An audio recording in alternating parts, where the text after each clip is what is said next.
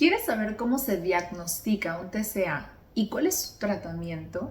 Vale, primero me quiero presentar. Mi nombre es Andrea Barrios y soy doctora en psicología, experta en trastornos de la conducta alimentaria. Y esto es Perfecta Imperfecta. Comenzamos.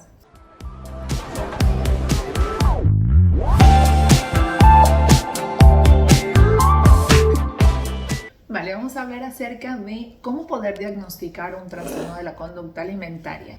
Yo creo que se necesita de un enfoque multidisciplinar, ¿vale? No es tan fácil que una sola persona pueda tener como todos los datos para poder al final tener un diagnóstico concreto, pero sí que cada uno de nosotros nos podemos dar una idea general, pistas o signos o síntomas que nos pueden hacer sospechar, pero para que al final podamos poner un diagnóstico como tal, yo como psicóloga sí que recomiendo siempre tener el apoyo principalmente de un médico o un psiquiatra, ¿vale? Porque es esa parte física y médica que yo no puedo llegar a ver, ¿no? Entonces al final como psicólogos podemos ver mucho esos signos y esos síntomas que tienen que ver con la parte emocional, que son fundamentales, pero que al final siempre va a ser importante, y se los digo de verdad, consultar también a un médico.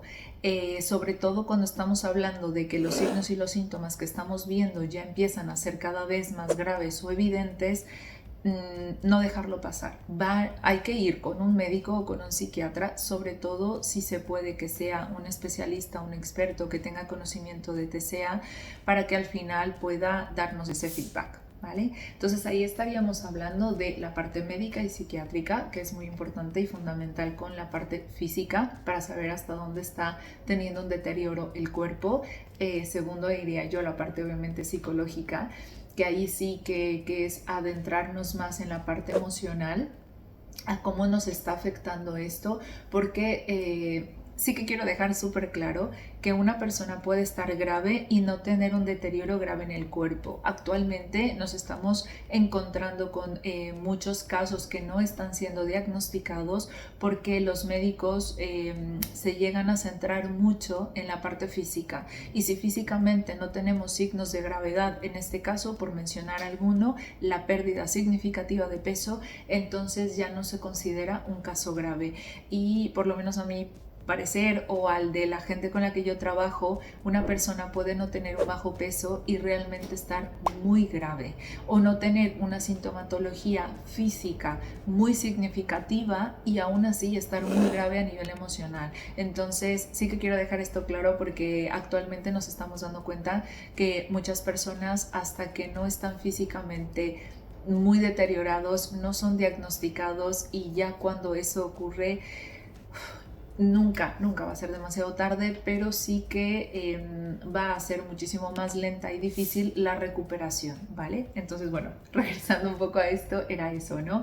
Uno, la parte psiquiátrica médica, la parte psicológica y por último la parte nutricional. Vuelvo a reiterar que sea un experto en TCA, porque desgraciadamente en la actualidad también hay algunos nutricionistas que con las mejores intenciones pero cometen errores muy graves. Entonces es importante que esta persona que haga ese diagnóstico, que evalúe un poco la relación que tiene la persona con su alimentación, sea una persona que sepa cómo encaminarla, qué preguntar, y que de esta manera no agrave la sintomatología, sino que realmente vaya dando un diagnóstico muy certero, ¿vale? Y bueno, ya adentrándonos un poco en esto, pues entramos a la parte de cómo tratarlo.